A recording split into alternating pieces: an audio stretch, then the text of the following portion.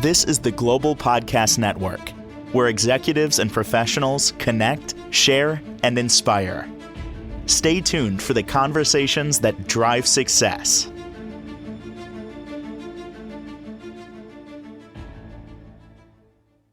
And welcome back, everyone. I'm gratified to see that more and more of us are taking better care of ourselves, especially when it comes to our mental health, seeing a therapist, psychologist, psychiatrist, whatever it might be, even a life coach. But there are some that might say, well, I'm doing it, but I'm not feeling any benefits. It's not working for me. It's not working. Is it?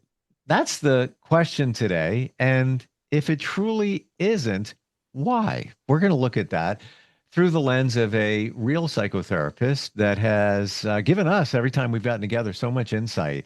And this is almost like one of those situations where we're peeling back the curtains on the therapy side of things and how that looks to a therapist. She is Dr. Hadass Harel, joining us on the program once again. How are you doing today? I am good, other than I'm freezing like the rest of us because winter is coming.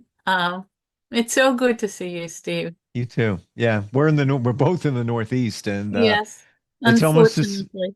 it was warm the other day, and now it's almost freezing Yes. today. But you know what? It's almost mid-October. That's what happens, to be expected. Um, should we always expect therapy to work? I mean, many of us go into it with the intention of, I'm going to be healed. It's going to be beautiful. And what do you say to those who say that, yeah, I don't think I'm getting anything out of it, or I don't feel like it's working for me? Oh, I don't know. Or I am telling it how to work, and it's not working in the way I told it. And you. Um, I not, and I mean, that's fine. That's fine. But we also have to make a living. So if someone is not happy, I have always felt if someone is not happy, they can see someone else that is perfectly fine. But universe works in its own time, in its own way. Um, but you know, Mm. I mean, I garden. I know you also do.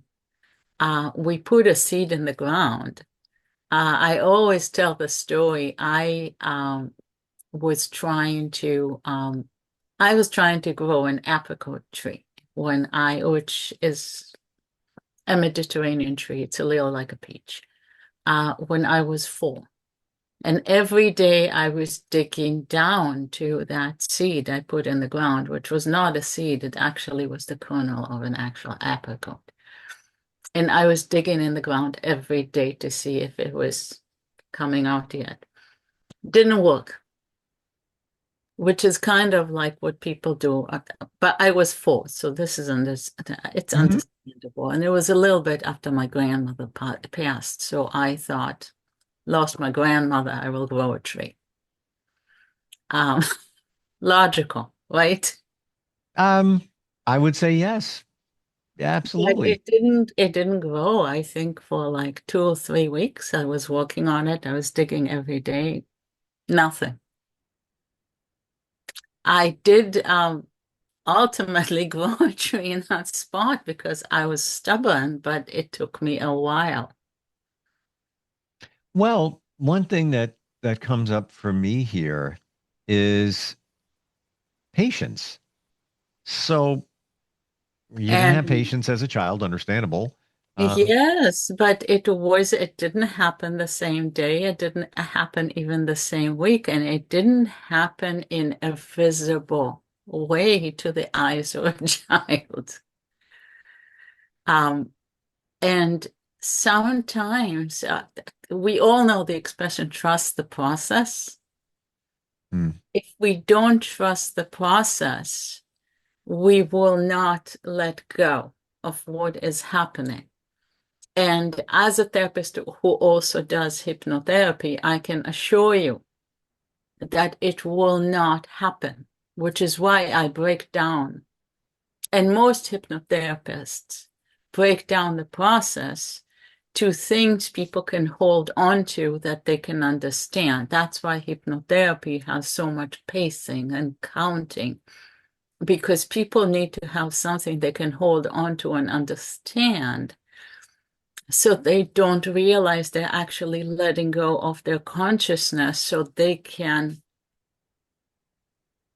become a person that is transitioning from one phase of consciousness to another phase of consciousness, so some healing can occur.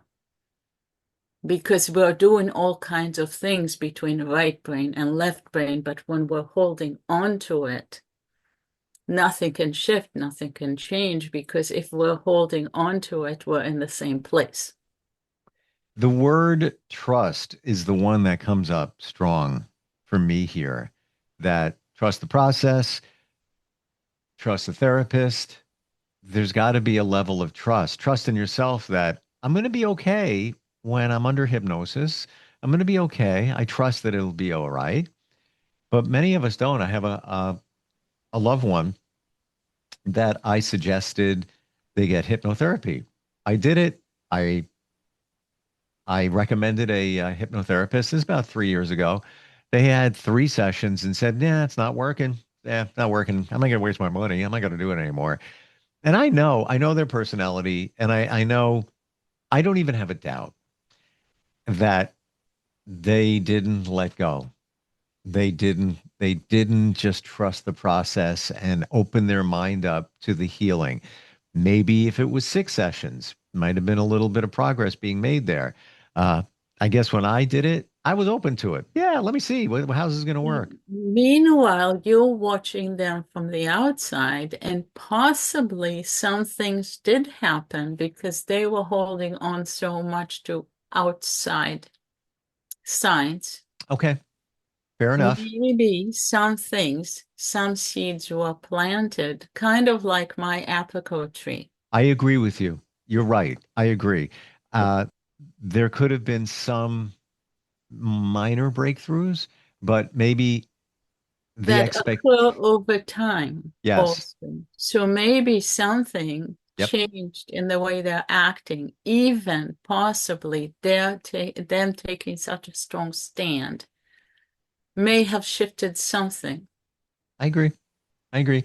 But it's the expectation. So they may have had the expectation after 3 sessions, I'm going to feel fantastic. Everything is going to be great. The world is Which going to be is wonderful. also, I will tell you something that's actually really important when you come into any kind of therapy. Um, you make a contract, or the therapist better make a contract, because I am very, I mean, you know me a little bit. I'm a little bit like nice. I'm like, I have a nice space, and people just want to like sit there and be pleasant. They don't want to spell out what they want. They just want to sit there and be amicable with each other. Hmm. And I say, no, tell me what you want. Tell me what you want so I can tell you if I can even do this. Okay, Let's see so if you can do this. Let's spell our roles very clearly. you said, which is We in. make a contract like when you buy a house. So I have to tell you, having done hypnotherapy before we met, um, energy healing and a lot. That's the first time I've ever heard a practitioner say that they set the expectation. I am so I I am because I've done legal work.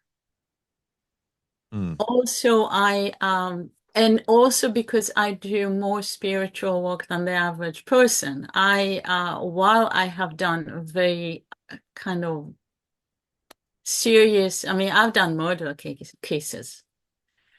So I know stuff like that. But at the same time, I also have done I've done mediumship, I've done past life work, so I walk both Hmm. sides. So I have to be very clear with people about what we will do, what we will not do. Um, even simple things like I will never talk your business. If someone tells you I did, I do not. I tell people I have a very clear contact with people. I tell them what will happen, what will not happen. I really just detail everything, and I also say let's also describe the line between spiritual, like I can do a lot of stuff. So what do you want? What do you not want? We will not fizzle this into anything from the stuff I can do can go. We want to describe exactly what you can expect. And if you want something I am not able to do, or I think we can also change contract as we go. But we will have to say it in language. Also because I feel that the mind is very powerful. So a person will actually create a reality for themselves because really in therapy, the person does the work, I hold the space. So really, you, the client, are the hero of the story. Mm-hmm.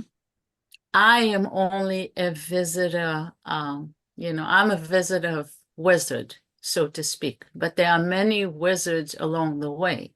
I like to think of somebody like yourself giving us the keys to unlock the mind. Precisely. There are many visiting key givers along a hero's quest. Therapy is like a hero's quest.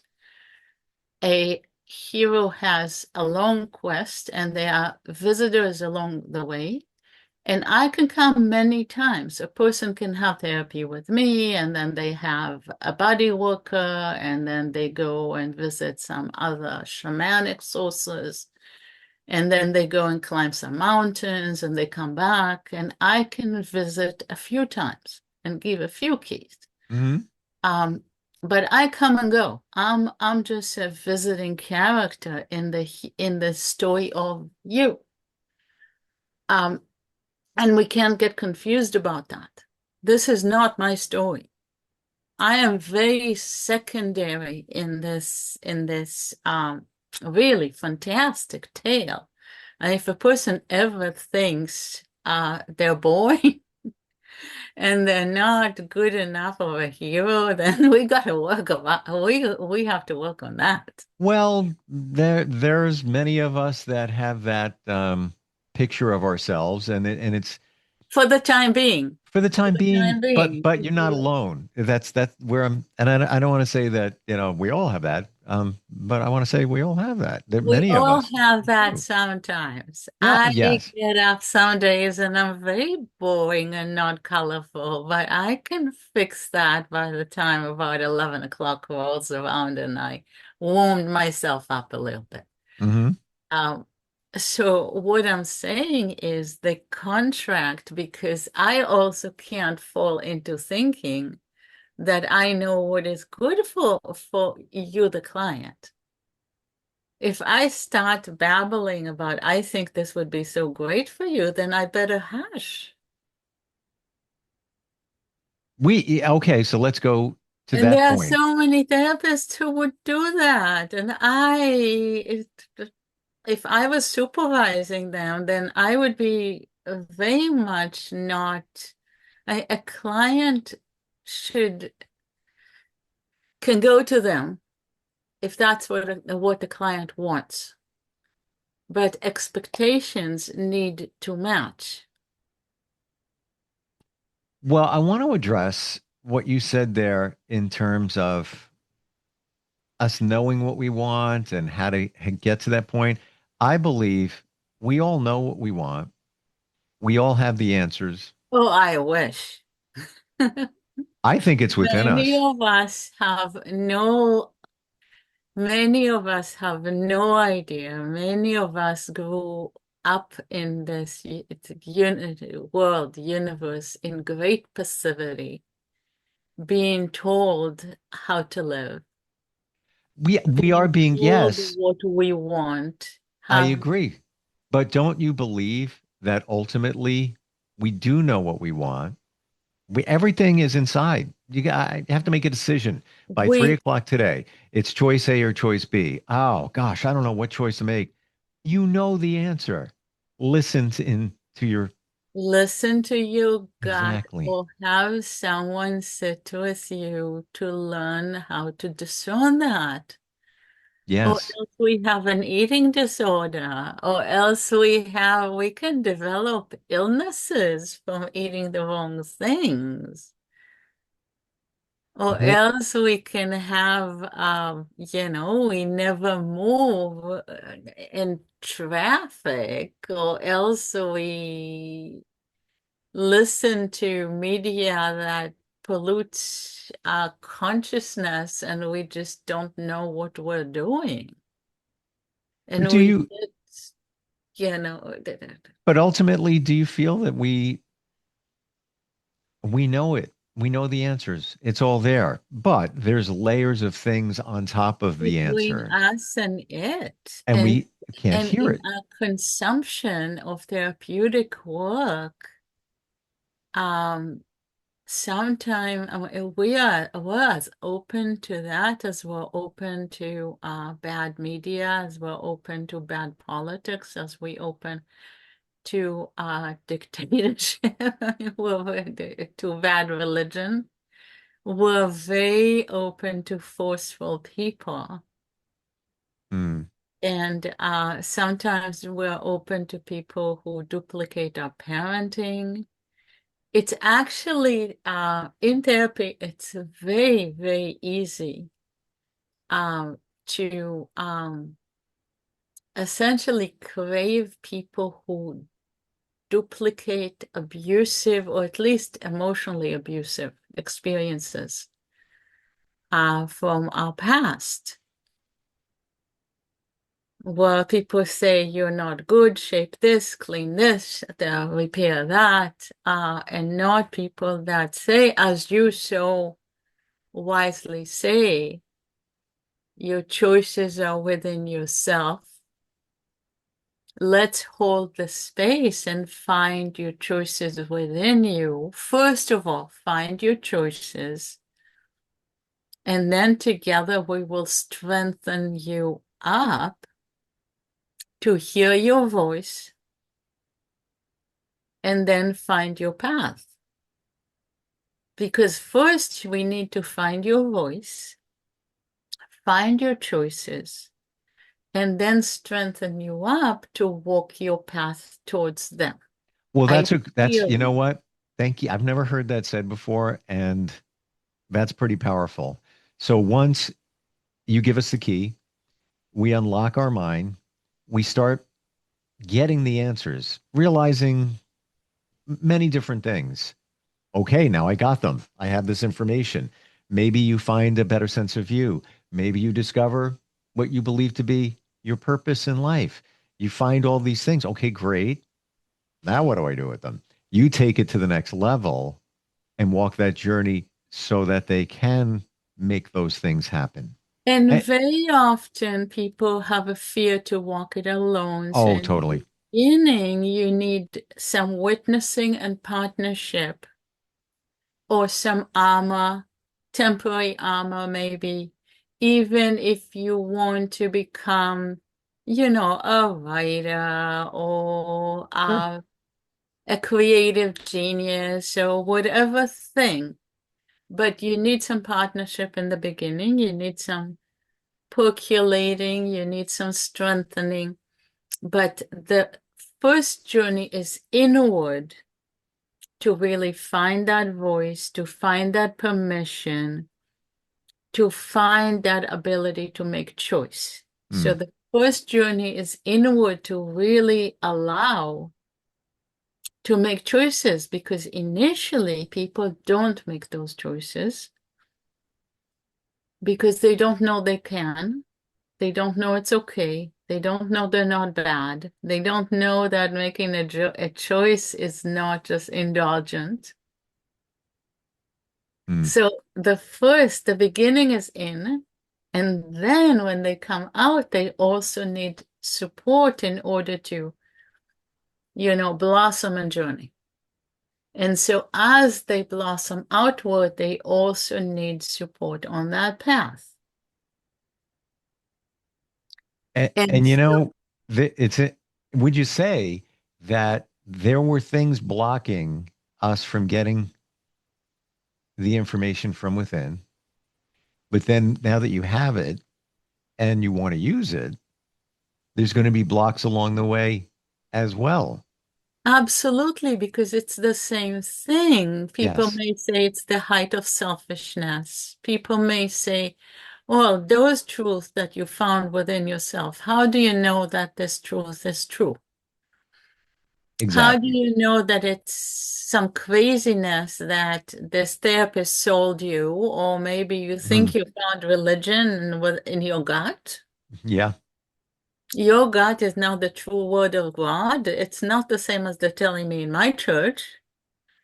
Um, so there are so many obstacles along the way. And so allowing people to be with their voice and have that reality testing and allowing people and strengthening people to really look in that mirror and having that echo and saying, yeah, whenever I hear that echo, I know that this voice, although it may not even strike my own self as popular, I may not like what I hear within me when I say this, but let me sit with it for a few minutes.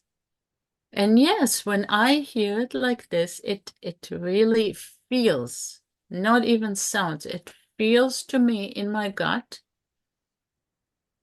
as absolute, and I know it's true.